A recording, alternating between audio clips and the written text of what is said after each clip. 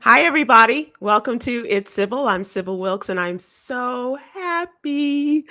Why am I happy and singing my happiness? Because my friend John Murray is here. You know him as the entertainment and pop culture expert. He's also a producer. He is also friend to the stars, and and me. And so I am so glad. The brightest star of them all. And see, he talks like that too. So that's why you got to love a guy like this. Hello, my friend. How are you? I'm wonderful. How are you? I'm good. I'm good. I really am very excited about having you. I love working with you and having I'm a the lot much better opportunities. to look at than George Wallace. So, Wow. anytime I can brighten up your Thursday night, Sybil. And Take that, John, George. You I took got the to night tell off. you, I got jokes all night, George. he is quite the busy guy. Listen, it's great to be a living legend and still have the phone ring, Okay, okay. George is filming another TV show. I think he said he's filming Atlanta. So that is the latest. And so we wish him all the luck and continued success, obviously, because you say to be a living legend and to still work, and people still calling you and saying, come on, Yeah. let's do this. Absolutely. Absolutely. So, John, let's talk about you a little bit. You are Oh, busier than ever. You've got a lot going on. And every time I look up, because we are in a text chain, and so sometimes John will go radio silent and I figure, well, he's on the road. And you are doing a lot, but I do want people to know that you are going to be in New York the week after next, as our friend Sherry Shepard and your producing partner is going to be stepping into the Windy shoes one more week. yes. So I'm looking forward to going back to the Big Apple to fill in for Wendy Williams. It's all these stories and a lot of innuendo online about what's going on there. And most of what I've been reading isn't even true. If you notice, it was just a week ago on social media, Wendy was confined to a wheelchair and Mm-hmm. had dementia.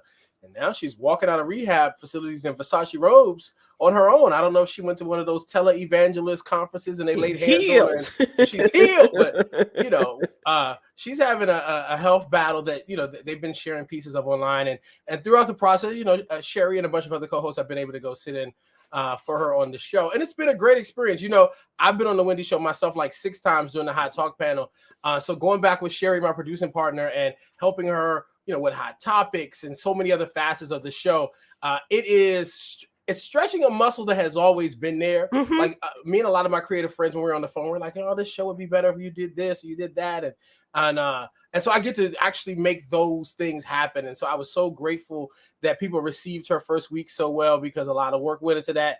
We're excited about like the lineup and some of the guests and some of the things she's going to do when she goes back in about a week or so. And then hopefully they'll be calling the phone for me too, Sybil. And sometime Okay. in early next year, I can go back and do one of the Hot Talk panels. So a lot of interesting things happening in that space. And then when I'm not there with Sherry, right after I left Sherry in New York the last time, I had to come back to DC, get on the plane, and go be John Murray that weekend. And Mm-hmm. so the personal hosting has been really great. Thanks to the folks at Ohio State University for So bringing talk me in. about that. That was Yeah. really interesting. What was that? Yeah, it was a part of Barack Obama's My Brother's Keepers program. And so Mm-hmm. they did a big conference for local students, high school, early college age students, who, they're putting them on the trajectory for higher education and showing them a path to success. And so I got to do this wonderful Q&A with Robert Townsend Mm-hmm. and participate in several other panels and moderate a sports panel. And so it was a sports and entertainment type conference, and just really great. I had a great time there at Ohio State. And then I went and did something for our friends at the American Heart Association. You were with them on Tuesday night. Yeah. And so I had a great time with them, from Damian Hall of Guy, and can't think of the construction executive that was on with me, but I hosted the whole event and then did a panel with those two gentlemen, and then went back to Ohio, Sybil, and was able to host a gala for the National Coalition of Black Meeting Professionals. And so really great night, great room of people. CC Peniston was the headliner. So yes, Finally, we got to hang out and spend some time. You see what I did there, Sybil? I did. Finally, we got to hang out and keep on walking. And then a gospel superstar, Jonathan Nelson, performed. And can I tell you something? I love this organization because it is all the Black people who plan all the major Black events everywhere. So if they're planning the conferences for the Kappas or the Alphas or the NAACP, their executives that do that, those logistics are part of this. The people who are in tourism that look like you and I are here. The people that at hotels and airlines. So all the Black people making events happen are at this conference. So I love it because it's like a showcase. I get up and I'm like, was I good? All right, all the rest of y'all called me too. Okay. It's been great though, Sybil. It's been great. I love when you are able to go out. I mean, you've done some really interesting things, and I hope people are following you at Jawn Murray, because not only are you out there, you are glamping. You've done some great things at some pretty swanky hotels and things like that, and so you are really the whole package there. So I'm very happy and very proud of you. Very, very proud. John, let's talk about what's going on in the world. Actually the day-to-day things and a lot of updates. This is something that we have talked about personally, as well as it's been in the news now for the last day. And this is in reference to the murder of Mrs. Jacqueline Avant. This happened in California, in their Beverly Hills home. And now the report is that police say that a suspect has been arrested. They say is 29-year-old Ariel Maynor. He was captured partly because he literally shot himself in the foot. They say surveillance cameras captured his vehicle fleeing eastbound from Beverly Hills this morning, the morning of the shooting. And about an hour later, his shooting was reported in the Hollywood Hills. And they responded and found him in a backyard suffering from a gunshot wound to his foot. Determined he'd shot himself while allegedly burglarizing that home. And the PD say the detectives collected evidence connecting him to the home invasion of Mr. Clarence Avant and his late wife, Jacqueline. This has really taken Beverly Hills, as well as the whole entertainment world, really taken people down. And it's just been a very sad reckoning, if you will, for a lot of people in the business who knew and loved her. Yes, I mean the idea that this 81-year-old woman who was the epitome of class and sophistication and really had been right there by her husband's side for so much of his success, that her life ended in such a tragic way with the home invasion, and there's something happening out on the West Coast right now and in California and in Beverly Hills in particular. Some folks are going to start calling it Beverly Hood real soon because in broad daylight, after hours, people are being robbed, leaving 5-star restaurants, walking out of 5-star hotels with Rolexes on their arms, and people just, pulling up with guns and robbing them and things. So, there's something going on in the world. Sybil, it's a situation like this is always just tragic in general. It's even more tragic when you see the mugshot of the young man who was arrested, and he's a Black man. And he's doing one of the social media poses in his mugshot with his tongue stuck to the side. Yeah. Almost like he's, being a little tongue in cheek. It's such a tragic story. We hate to hear this stuff. And there's got to be something that changes. Like this crime and people robbing folks and stealing folks. There's a better way out there. And, this can't be the only way, It really is sad, John. And to think that, we think about things like this, obviously, from my hometown in Chicago. We think about it in New York. We think about it in Baltimore and DC. And now when you think about the warm weather capitals of entertainment, Los Angeles and Miami and other places like that, and how our friends are affected by this, that really just kind of brings it home. I was thinking about Terrence J not too long ago was coming home, and folks followed him home. This is like 2 or 3 o'clock in the morning, coming in from the club, and you just think that Hollywood is that's not the place where this is going to happen. But unfortunately, as you say, this is happening in daylight. It's happening in the middle of the night for the people like the Avants, and so it is. So I don't know if you saw the video that was making the rounds of a couple that got robbed in the middle of the day at a chicken spot.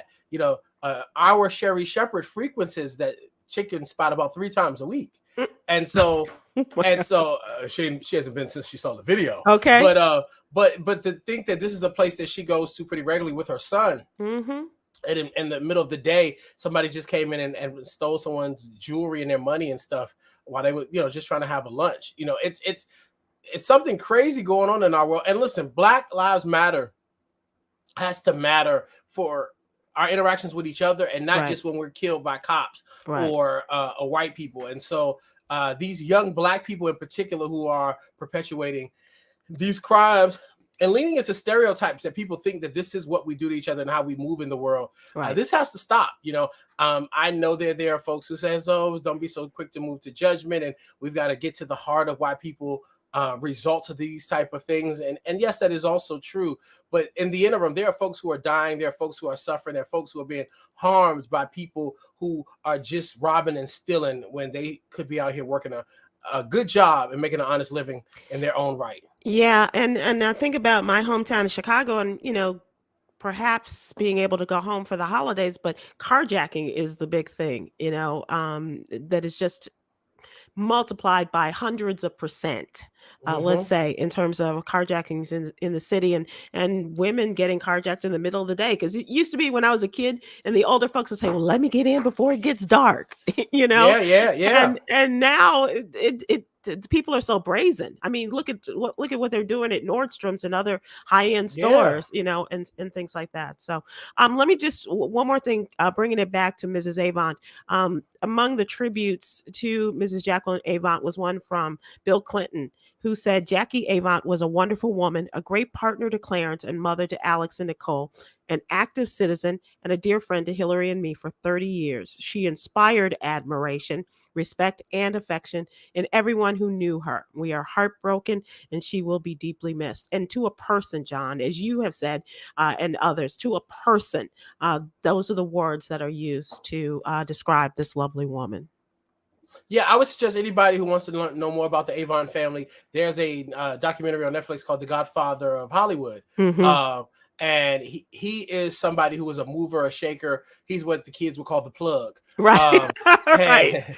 And so go watch his story, learn about his significance and the work that he did in this business. And you'll see people like former President Barack Obama even featured in this documentary, because they talk about his contribution, not only to the entertainment culture, but what he did in the political realm and in business and so many other things. But again, such a tragic thing. And that should not be that family's final memory of their mother. It's just too unfortunate, Yeah, and the way that it happened, they said she was awake, she was conscious when they took her to the hospital, and they never thought that a turn would be taken for the worse, and she did not make it. So our condolences continue for that family and for those others who are affected by this, because that's just got to be a very unsettling situation when you think about Beverly Hills and folks like that. This is political in nature, and a friend to many. A lot of people are talking about Simone Sanders handing in her resignation to Vice President Kamala Harris. And two others who are now working for the Vice President's office are expected to leave their roles in coming weeks, in addition to the high profile exit of Simone Sanders. And so we're looking at Peter Vels, who I know because he was always so lovely to us when we were invited to the White House for the Christmas parties during the Obama administration. He is the Vice President's Director of Press Operations, and another person, the Deputy Director of the Office of Public Engagement, Vince Evans, not to be confused with the former football player for the Chicago Bears, are also leaving. The Vice President's office is not making any comments on this, but as I mentioned, Simone Sanders is probably the highest profile exit in those from the Vice President's office. And there have been a lot of conversation, John, about folks, heading for the doors, heading for the exits in her office. It's an interesting time. So, listen, Simone has never been shy with her words. So I'm sure that at some point in the very near future, we will understand why she decided her tenure there at the White House is up. I like Simone a lot. She was signed before she left to go into the White House. She was signed to a talent agency that I was once a part of. And she actually came to me during the National Association of Black Journalists Conference and asked me if I thought the talent agency would be a really good fit for her. And The agent that she signed with is my former agent. I really liked her and really talked the situation up for her. And so Simone was making great strides in the TV space. She was a contract contributor at CNN and, a regular on the speaking circuit. And, she's had books out and things like that. And she put a lot of her personality and political work on hold to go serve this administration. And so one of the things I do notice is that in a lot of these administrations, the first year they say is always the toughest. You always start to see the turnover after the first year. And typically in many administrations, it's turnover because the leaders of the White House have, maybe decided to go in a different direction or ask someone to go on home now. But the fact that these people are putting in their own resignation symbol, it's just a very interesting thing. And I hope that there is clarity soon, because, of course, the obvious is for people to lean into all the reports that there is trouble in the vice president's wing of the White House and all of that type of stuff. And so I'm hoping none of this feeds the beast as it pertains to the stereotypes that have plagued the vice president of the United States. But certainly some great turnover happening there in the White House press department. You're absolutely right. And speaking of politics, let's talk about your friend, Dr. Oz, made his announcement. My friend. He has made his announcement that he is going to be running for the Republican nomination for the U.S. Senate seat that's being vacated in the state of Pennsylvania. And a lot of controversy, John, and a lot of people are not happy with Dr. Oz over the last year or so because they feel that he has misled and misinformed people about the coronavirus. And that is starting to come back on him. And he's getting a lot of pushback from people, saying, why should we elect him when he has been so dishonest and he has not been truthful and forthcoming with us about this virus. But that could be said about a lot of doctors, if you think about it, how things have changed. But certainly the statements that he made, people have not forgotten. No, Sybil, because remember, the statement that he made was that it was very appetizing to send kids back to school because studies show that only 2 to 3% of them would die from the virus. So it was almost like he was saying, I'm willing to allow your children to die just so that you can put your kids back at school. And of course, he went on a very aggressive apology explanation tour after he trended. And let me tell you, it was a bad week that week for TV doctors, Sybil, because Dr. Oz, Dr. Phil, and Dr. Drew all had foot and mouth syndrome that week. Yep. And so at one point, I think that Friday, all three of them were trending and they were like, cancel all the TV doctors. Enough already. But I had been told, Sybil, maybe about 3 or 4 years ago by a mutual acquaintance, and I didn't ask for permission to share her name, so I won't, that Dr. Oz was going to run for political office and that he identified as a conservative. I did not know until he appeared on Sean Hannity's show that he identifies as a Republican MAGA conservative. So he is down with that Donald Trump Make America Great cult. And so the fact that Dr. Oz, who, everybody knows that like 65% of the daytime TV audience is Black women, he has benefited from the audience of a Black woman and had a consistent success since being launched by the great TV guru herself, Oprah Winfrey. Right. And so to use a Black woman to be catapulted in this way, to have a platform where you play to a predominantly Black TV viewing audience, and then to pull in a public about face and not only share some quack science as it pertains to coronavirus, but you're running for a Senate seat in a state you don't even live in. You've only voted in this state like one time before in the last year. So this was like an orchestrated plan that he had all along to try to figure out how to get into Pennsylvania politics, because it is a swing state. It is very important in the political spectrum. So a very contrived nature. And listen, if we were talking about some Black contestant or candidate that was trying to run for office in a state that they didn't, let Keisha Lance Bottoms go try to run for the Senate in Alabama and say, well, I voted here one time. Right. It would be the biggest story on Fox News and all that quack conservative media. But this guy, in an orchestrated move to try to use his celebrity to get into politics, goes and tries to take a Senate seat in a state that he doesn't even live in. It's preposterous. And John, just very quickly, and we'll talk about this in a little bit in another segment, but as you mentioned, mentioned, with Black people and moving to the state, the same thing is going on in Georgia. When you have Donald Trump's favorite football player now, throwing his hat in the ring for the U.S. Senate nomination. But as I said, we will talk about that in a little bit. John, let's talk about what's really going on. This is usually our question of the day, and this is something that has affected a lot of us, especially in our adult years.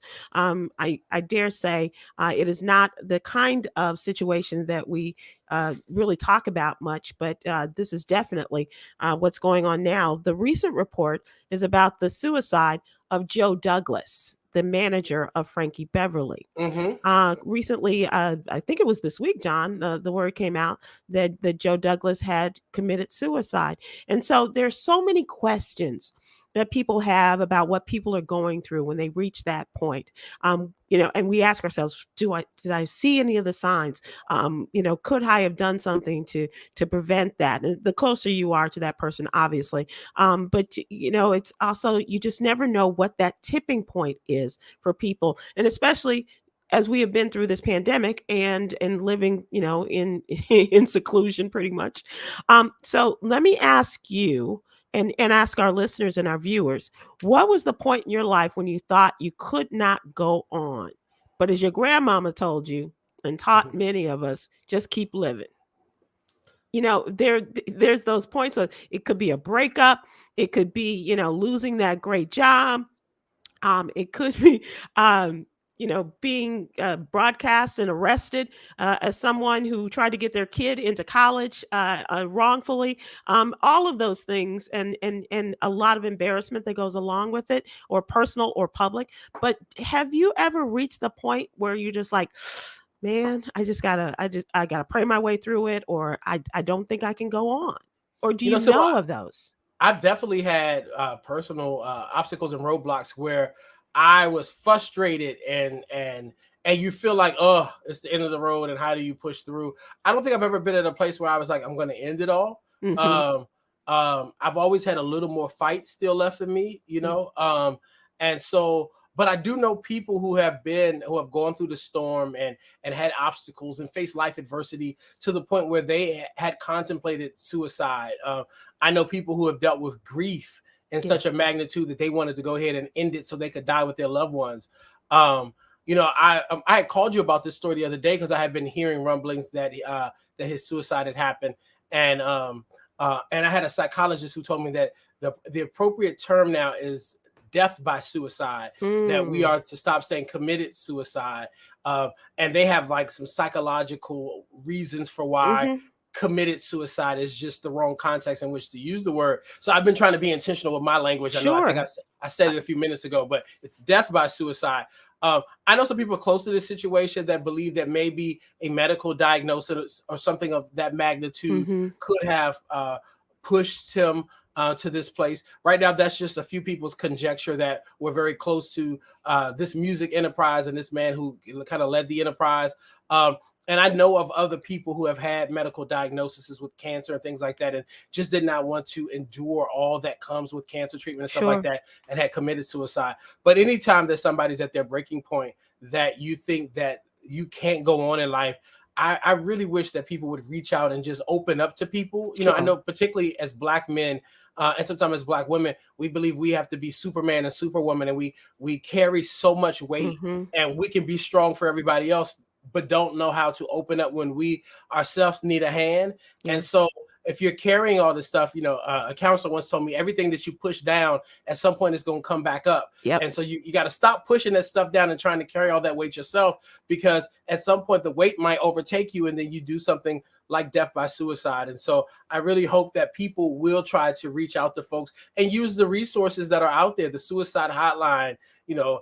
So many health insurance policies and stuff now cover counseling, and so they're just folks that can kind of help you realize that you might be in the middle of the storm, but the sun will shine again. I agree with you, John, and I know that and when you talk about losing a loved one, and when my mom died, and this is before I started the Joiner Show, and I really do believe that Tom reaching out to me right after my mom's death, and telling me about this job and offering it to me really saved me in a lot of ways. I'm not sure if as I used to say, I'm not sure I had the nerve to go through it because I think if I had killed myself or death by suicide, I think that my parents would have killed me again when I got to meet them They'd have been again. like, Sybil, you got up here too soon. Go back. Yeah, right. Girl, what are you doing?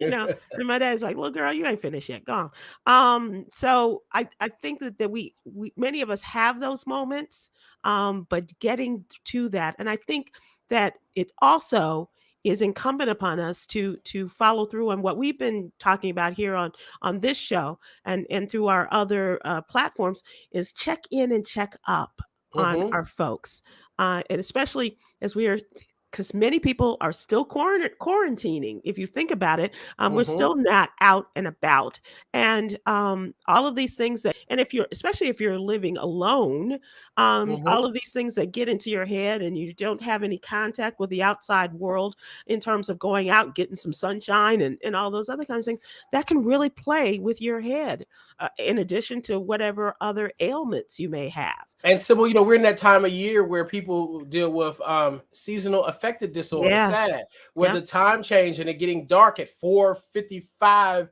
in the daggone late afternoon really takes an impact on people. I used to really struggle with the time change. This year has probably been the best year as far as me coping Mhm. because I think one, being in New York that week with Sherry, which kind of led up to the time change a few weeks Right. beforehand. It shifted my sleep pattern. See, I'm a night owl. I'm usually Mhm. up.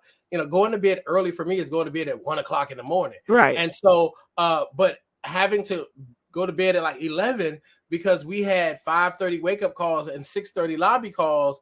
I have been on this earlier schedule, and so it's helped me kind of adjust in this in this fall back season that we're all in currently. Mhm. And I made sure that I had enough activity that week and things going on in my life that would keep me so busy that I really wouldn't process the That's time great. change in the weeks in which, but like usually that week I can be a miserable SOB when that time change is simple, just Mhm. cantankerous and irritable and but not so much this year. So I'm happy about it. But there are other people that are still dealing with it. And again, they have resources and things Yeah. that you can do out here to help you help yourself so that you're not overtaken by depression and anxiety and all the other emotional things that happen when our body is impacted by time changes and life changes and life's obstacles. So, John, I think you make a good point. Well, let's go with Tyrone Bourne on Facebook. He said he had a head-on collision just before his interview with Alvin Ailey. Wow. And that a head-on collision, you think that's a major life or death event. And just before he had an interview with Alvin Ailey. And that is and so I'm wondering if that point where you kind of you summoned up the words of the elders like Mother Dear and saying, just keep on living, I don't want give to know, up. did Tyrone actually make it to the interview after that That's hit on yeah, collision Tyrone, or you've given us a great line, but now we're here on the edge of our seats and wanting to know, what happened after that. Did you make the interview, or did Alvin Ailey just kind of dance away and did they postpone it until he got out of the hospital, right, right, right.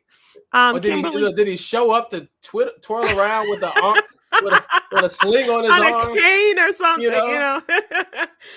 Kimberly Johnson agrees with you, John. She says she's on YouTube and she says the time change affects her too.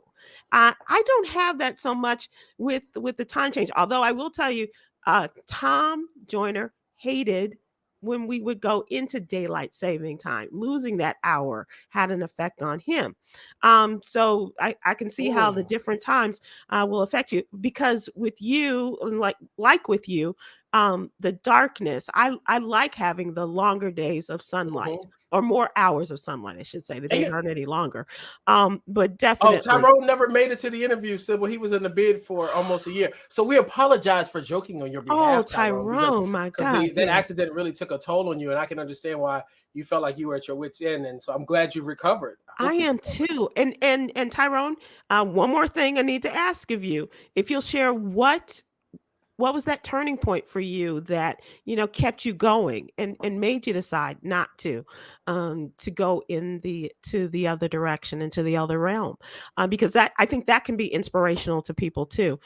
If what worked for you. He says he Oh, still he's dances. still dancing. All right, good. Oh, I like nice. to hear that. No, That's nice. Sybil, the daylight savings thing for me really is a major political issue. Like I get really frustrated that it has not taken precedent in some of our political conversations. And Mhm. listen, I know folks are talking about everything from the economy to abortion and things like that. But when some of these politicians are running for office, I wish someone at one of these debates would say, can we switch? Can we go to spring Right. forward and leave the time as is? Arizona, I want to say Hawaii, they're about maybe 5, 6, 7 Parts of states. Indiana. Parts of it, yeah, that people just don't do the adjustment anymore. Yeah. And it apparently was something that was originally done to like benefit the farmers and the Yeah. daylight and something like that. Whatever the case is, it's antiquated and it needs to stop. All this springing forward and falling back. Spring forward, keep the time there, give us more daylight, and let's keep it moving. Let's keep it moving. I think that politician John, I think that should be a part of your platform. Yes. That might be my next act, Sybil. TV host, commentator, executive producer, and daylight savings politician. I'll start a lobby for that. They got lobbies for everything else. Everything. And you make more money as a lobbyist too. So You really do. Tyrone, thank you so much for sharing that. I think that Myra J's listening. Myra J. Myra says she's a sun bunny too. That's right, Myra. She is absolutly a sun. And that red hair of hers looks better in the sun anyway. So okay. It sparkles. Myra, I'm wondering if you ever had that, because and especially for comedians, they're fun and games people when the lights are on and everything, but there is a darkness to them as well. We've heard the stories, and Sybil, you've worked with some of the stories. So I have of comics who are so funny when the mic is on, but they say they walk around depressed otherwise. And yeah, it's a sadness. It really is. Myra J may be the exception to that rule, but I've seen her, when she gets ticked off, taking a couple of shots of tequila, and that kind of ends all of that for her. But yeah, John, you're absolutely right. Having had the experience of a number of comedians and seeing that darker side. So we're asking people, what was that point in your life when you thought you could not go on, but something told you to keep going, like your grandma? Most comics have a very dark side, and humor saves us, Myra J says on Facebook. That is true. That is absolutely true. But you have a lighter dark side than most others, Myra. I will say that. My girl, Myra J. John, what about from a perspective of giving advice to people? I don't know, because here's a lot of it.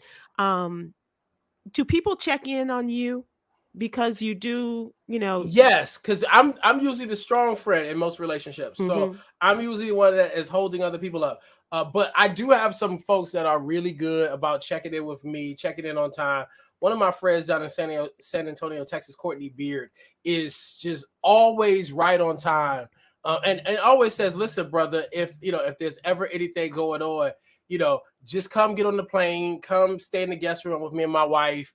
Like, our house is a refuge. So many others come and take peace here. And so there's an open door for you if you ever need it. And so you've got to have those friends where like you can just be unfiltered and unapologetically yourself and shed some of this stuff with no judgment. And so I'm glad that I have some of those, because let me tell you, Sybil, it's hard pouring into people and being the rock for everybody else. And then when you yourself need somebody, you feel like you're all by yourself. And so and there's a life practice for me, because I know what it's like to be everybody else's rock. When I think of people, sometimes I will stop and text them, or stop and call them, or stop and send them a voice note now, just because you don't know why that person is on your mind, and you just checking on them might be right on time to encourage and inspire them through a dark moment in their life where they were sitting there feeling like, I'm all by myself, I have nobody to turn to, and here you are just with a text message saying, hey, you good? Life treating you okay? Yeah. And so I try to be that for people, but I am grateful that I have some folks that check on me and make sure that I'm good while I'm helping so many other folks. Absolutely. I think we really should. And that was, this is funny. And I will just share this with you because last night I was working on a video for Instagram, and I couldn't shorten it enough to send it to have it posted. But my point was check in and check up on our people, especially this time of year, and don't just text. If you can, call them. Because there's something about hearing people's voices that the personality, the emotion is taken away by a text, and emojis don't necessarily do it. But this, and especially this time of year, people And do so if have. there's anybody watching this under the age of 30, calling is when you actually dial the telephone number, let the phone ring, let the person pick up on the other side, and you use your voice to speak to them. Yeah, that's what a phone call is. Thank you for breaking that down. And We've I got to did help this too. some of these millennials and these were they Gen Xers or Right. Gen Yers, Gen Z, whatever the last group Double of these people. A's probably now. Something, yeah. So sometimes we got to tell them so because they don't know things like how to set a clock. Exactly, to turn it back or forward. I think networking is sliding in a DM. No, you go and shake someone's hand. Okay. Who thought I'd be the young guy giving the younger kids advice, Sybil? Like I was always the young one. Now I have a few of them.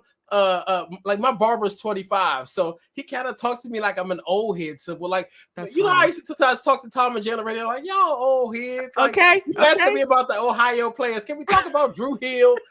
So, but now people do that to me, Sybil. Like sometimes they be like, "What up, old head? Old head." Hey, I'm not an AARP. Oh, yeah, and if they haven't So I called will you host uncle for yet. AARP. Okay. Oh no, don't call me uncle. I'm a little Oprah and Ava when it gets to that. I ain't nobody's uncle now. And I won't even let people's kids call me Mr. John. I don't like it. I'm too young and fly for that. Don't be calling me no Mr. Can we call you Mr. Uncle John. Jay? Can we call you Uncle Jay? Uncle Jay might work. Okay. All right. I still don't want nobody's kids calling me that though. Let's move on to the What You Need to Know news. Of course, this is our newsletter, and every day, Monday through Friday, we ask you to subscribe to our newsletter and get in on what we are sharing with you, especially news as it appeals and applies to the African American community. It is just as simple as going to SybilWilkes.com, giving us your name, your email address. You don't even have to give us your birth date. Unless you want a shout out. And certainly Uncle Jay and I will gladly talk about what's going on in the newsletter today. This is a part of history. This woman who ran for governor of Georgia just a few short years ago, lost by that much, is now coming back. And her name is, of course, Stacey Abrams. She is fired up and ready to go for round two. And and by all looks of it, it's going to be a part two of the same race in which Brian Kemp, the current governor, who, whatever you feel about the way that he manipulated voters on the rolls and the votes and all of that. He looks to be the return in the Republican Party, and also Stacey Abrams doesn't look to have any competition in the Democratic nomination. And so it's going to be interesting to see how this all works out. She does go new school, and she tweeted out on her Twitter, she said, "I'm running for governor because opportunity in our state shouldn't be determined by zip codes, background, or access to power." #GA Paul. Talking Georgia politics. What do you think, John, this second time around? I have 4 words. Well, that was 3. I have 4 words, Sybil, for Stacey Abrams. Watch his cheating ass. If he cheated once, he will cheat again. But at least she knows the devil that she's dealing with this time. I think Stacey Abrams was really empowered by what Georgians were able to do with the 2 Senate seats. She started that groundswell, right? Yeah, she helped lead the charge for that. Look what just happened with their new mayor, Andrew Dickens. Like Atlanta has a mayor named Dre. And so I think all of that has motivated her to redirect her interest back in the state in which she really helped make significant change in. I really hope that she can conquer this gubernatorial race this time around. I hope that whatever adversity and whatever cheating they have in store, that she learned even more from the first time around, that in the words of Shalimar, the second time around will be even greater, you know. If I may quote another band, Maze featuring Frankie Bailey, she is back in stride again. And and maybe she will be playing that good song, "We Are the Champions," when it's all said and done, Sybil. Yeah. So, but I'm excited for Stacey Abrams. Listen, I have been avoiding 3 states like the plague during this pandemic: Georgia, Florida, and your wonderful state of Texas, Sybil. Yeah. Because y'all all got some wackadoos hidden up your states. Yeah. And so Stacey Abrams taking over Georgia, if she can win this race, could really help turn that state around. So, John, I did want to talk to you about the state of Texas because, you know, Matthew McConaughey just announced the other day that he is not going to be running for a nomination to run against against our current governor, Greg Abbott, for governor. So that leaves Beto O'Rourke in the catbird seat there to make that run. It looks like I don't think anybody else is going to come up against either one. Well, I shouldn't say that. Greg Abbott has some competition, and for the most part, they are more stringent and more MAGA centered than Greg Abbott. So it'll be interesting to see what happens with that. But Sybil, do you think Beto has a chance? I do. Good. I like him. He said he was born for this, remember? And yeah, and he had a really good run against Ted Cruz. Yes. And so I think that whatever he's learned, and I don't think that he was right for running for president at that time.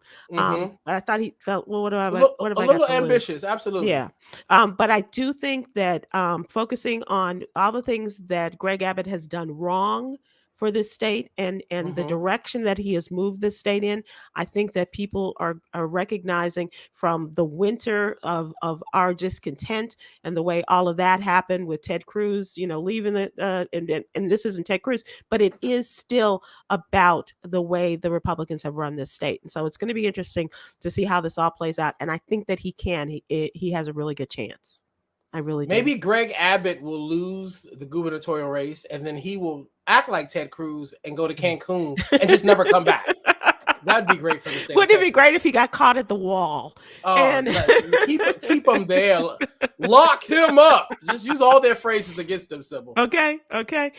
So talking about the Georgia races, I did want to talk to you about Donald Trump.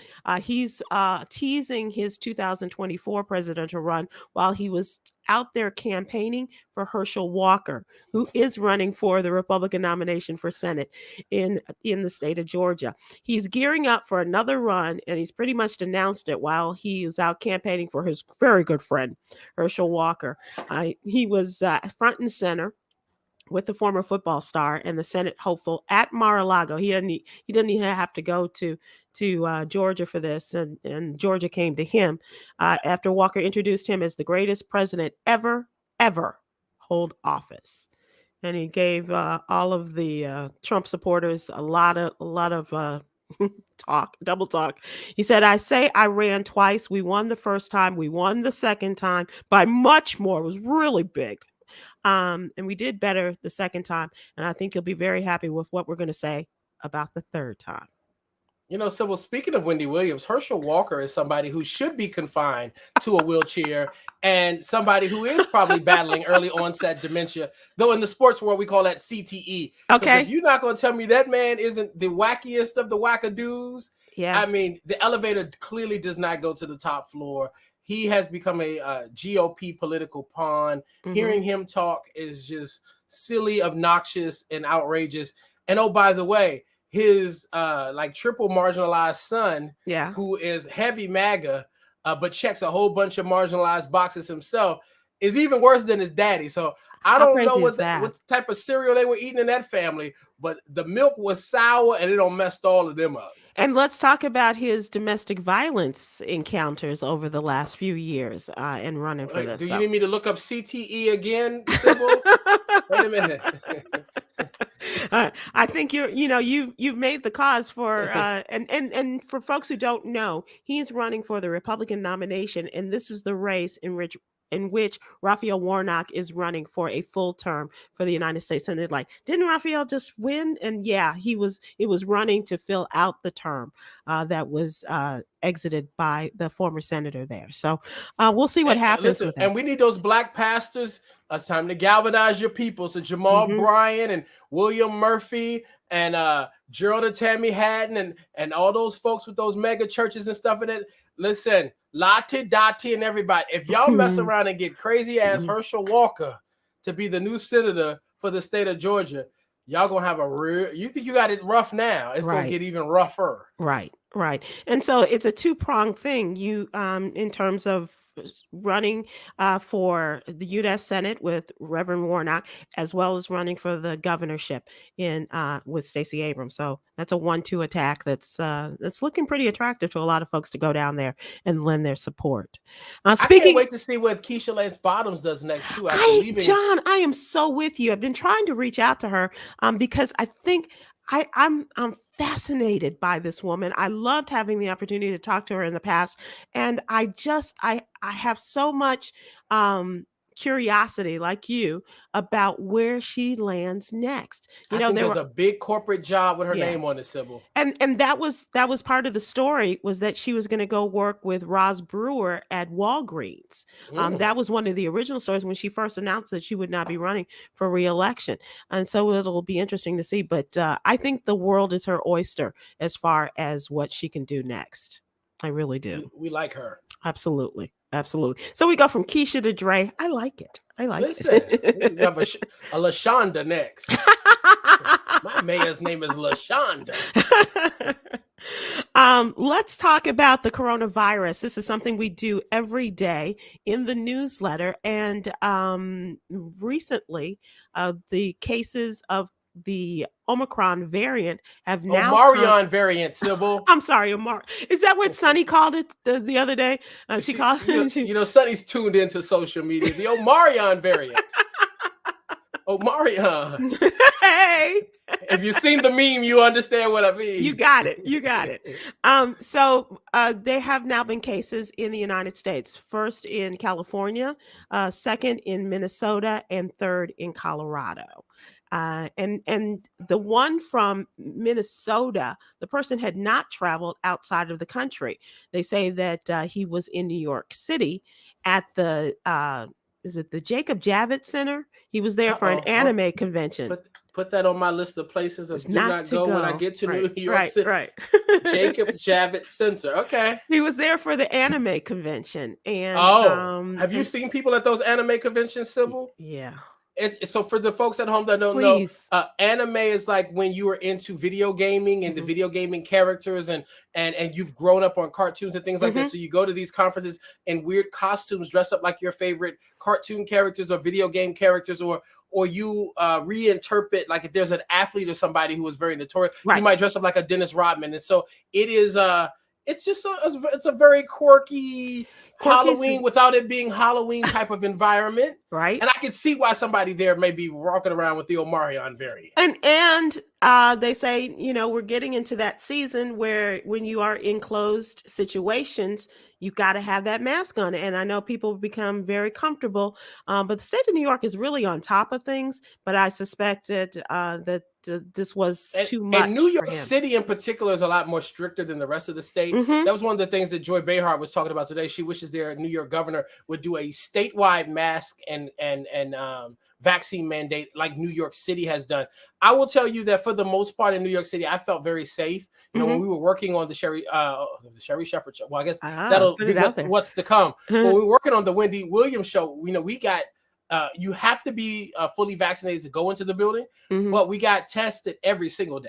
And I went and got my own test even before I got on the Amtrak to go to New York City, and so and then leading into the fall, Sybil, I was leaving so much money on the table by passing on hosting in-person events. I went and got my booster shot. You did? I got it on October the 3rd, which was literally the 6-month anniversary of my second shot, which was March the 3rd.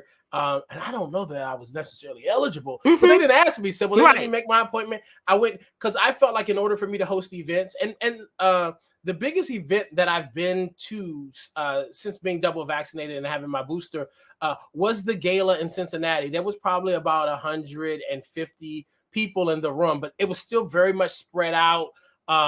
We were in a big ballroom in a convention center, so it wasn't like really tight quarters and things like that. And so, and everyone had to be vaccinated to attend this conference. So, like, I can work with people who believe the science and they're taking extra protocols.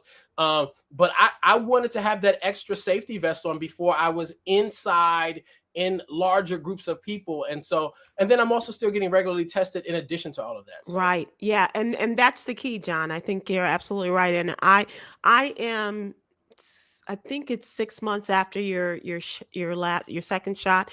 So I'm in that month, and I'm not going to wait till the end of the month, which would be 6 months exactly. I'm going to go ahead and get that booster, especially before I do any other travel. Sybil, get boosted.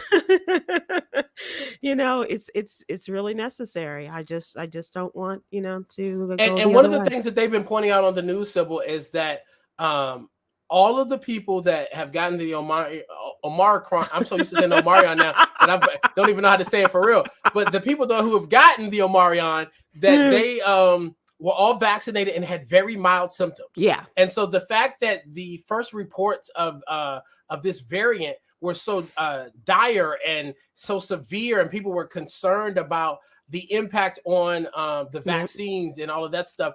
Everybody who has dealt with it in the U.S. so far was fully vaccinated and has had mild symptoms. I don't care what anybody's telling you. I don't care what your cousins, sisters, brothers, ex-boyfriend who's a janitor at a hospital has told you. You are not going to do more research than Fauci. Follow Fauci. We used to have that show here, Sybil, Are You Smarter Than the Fifth Grader? Now everybody thinks they're smarter than Fauci. Yeah. And so follow Fauci. The science is real, and the science is keeping people alive. I believe it. I'm with you. I'm with you in terms of that. I believe it. Yes, there have been some changes, but I do believe in Dr. Fauci. Let's talk entertainment. Let's go a little bit lighter. Were you as big of a fan of Girls Trip as most people were? This is the Tracy Oliver movie with Tiffany Haddish and all of those. Yes. Okay. I love that movie. So I saw it at the American Black Film Festival, and I remember just what a laughing great place to see it. Hard at Tiffany Haddish's lines in that movie, that at one point I literally came out of my seat, was on my knees because I was sitting in the aisle seat because I was laughing so hard. Love that movie. I do too. And I know that Tracy Oliver, I'm a big fan of her. She is the woman that wrote and created Girls Trip. She said that her new Amazon comedy series, which is Harlem, likely would not have been able to happen without the success of her movie Girls Trip. She says it was a pretty astronomical change to her life. After Girls Trip came out, suddenly I could take out this show and sell it. And it was written 2 years prior to Girls Trip. This Harlem TV shows was no example of Black female friendship working out like that. So people were like, I think it's niche. I don't think that there's a big audience for it. Then Girls Trip comes out, and it became easier to tell people there's an audience for this stuff. She also did The First Wives Club. Did you watch that on BET? Sybil, I loved the first season of that show. I thought it was so funny. BET, most people don't realize, is actually outperforming the linear network, BET. But I thought First Wives Club season 1 was so good. I almost wanted it to be airing like on CBS. I just thought the content was brilliant. However, that second season, yeah, I wasn't as crazy about that. I'm with you. Yeah. It kind of went the way of Dear White People. First 2 seasons, wonderful. Third season, what's happening here? This fourth and final season, sorry. And so The Shy. It was so good at first, Sybil. Actually, this last season, John, I'm Sybil, not hating the last season of The Shy looked like this. It was all shot in the dark. I was like, it was dark. Was there not a lighting budget? Is Chicago that gloomy? It is. There was a press conference for the mayor, and it look like it was in the basement. In City Hall. And it was like, everything was really, you're absolutely, it was like they was, can you cut back on the light budget? We won't use any all season. What's all this smoke machine in every scene? What is it? A concert scene? Like That is hilarious. So look for Amazon's Harlem. This is Tracy Oliver's show, and there's I'm also like a you. black female ensemble show on Stars called Run the World. Yes. Really good. It reminds me of Sherry Shepherd's publicist Simone Smalls and some of her girl squad, and they're all independent women, but got social lives and navigating dating and stuff. And so I had a few friends that was like, "Run the World just doesn't seem real." And I'm like, well, I don't know what black women you know from Harlem, because them women from Essence live just like that, you know. And shout out to Lee Davenport, who is the creator of that show. She started out as an entertainment journalist. She was a writer and an editor, and now has flipped the script and is, you know, getting shows like this done. I think she's done a couple of Lifetime films and things like that. But Lee Davenport was the creative behind Run the World. Great show. Really great show. I really, Brisha Webb. Yes, is one of the stars, and I just I adore her. And speaking of Brisha, really enjoyed Merry Little Christmas Baby, the Lifetime. Oh, the third one. I gotta watch the third one. Yeah, it was really sweet. Really Sybil, I've become that Christmas movie guy. Yes, me too. Listen, it started with me clowning my mom. I'd be like, "You watching these sappy movies?" And then you sit down with her and be like, "All these stories are so predictable." Right. Oh, they've fallen back in love. Oh, what a great Christmas story. When is the next one come on? Right. In about 5 minutes. I'm that guy now. So I love a Christmas movie. And don't let it get involved with some royalty and stuff too. That gets me. So a royal Christmas movie, I'm in. And black people are killing the Christmas movie space. It used to just be like so Hallmark dominated, but now VH1, TV1, BET, OWN, forget somebody, and Lifetime. Like literally all of them are in the Christmas business. So every star in Hollywood is like, agent, get me a Christmas film. Right. You know? Right. And little do you know, those become classics. They become year-to-year favorites. Yep. And they tell them stories over and over. And listen, Candace Cameron Bure would not have a career if it wasn't for Christmas films. So she's like, the more the merrier. See what I did there, Sybil? See what I did there? John. George Wallace, you might not be here this week, but the jokes are still coming. You got a million of them. So that's our entertainment segment. John, I want to thank you so much for coming on. You are just brilliant as always. So much fun. You bring so much life and energy to us. And I just want to thank you for your friendship. I really do. I appreciate all the words of wisdom that you give me and advice, as well as to make me laugh like very few others. I love you, Sybil. Thank you so much. And once again, I'll cash app you once we get off air for saying such wonderful things about me. Thank you again. I think we're looking for a cash app situation from me to you. So John, one more time about Sherry. Oh yeah, make sure you watch the Wendy Williams show December the 13th through the 17th. Some really I just got the last text message today from the producers. We got all of our guest requests confirmed. Great segments, lots of giveaways. Nice. It's going to be a fun time. And I'm excited to be there to help my friend shine, because let me tell you, Sybil, it's a lot that goes into getting her in that chair. But when she sits down in that chair, the magic happens. And she just, and when we do that last segment and they say, and we're clear, and I run across the stage and I high five her and she turns and thanks the audience, I'm like, I could do this every day. Yeah. I can still be John Murray on the weekend, but I could do that with her every day. So we'll see. We'll see. From your mouth to God's ears. Let's hope. Absolutely. Oh, I thought I was in church. I got the Holy Ghost. I think so. Speaking of which, let's do Yogi's Jewel for the day. And this is really good for you, John. Work hard at showing your loved ones that you care. And you do that. Work hard at showing your loved ones that you care. So that's our jewel for the day, as well as John being our jewel for the day. Thank you so much, my friend. Appreciate you. Love you, Sybil. Love you back. Take care, everybody. Aloha.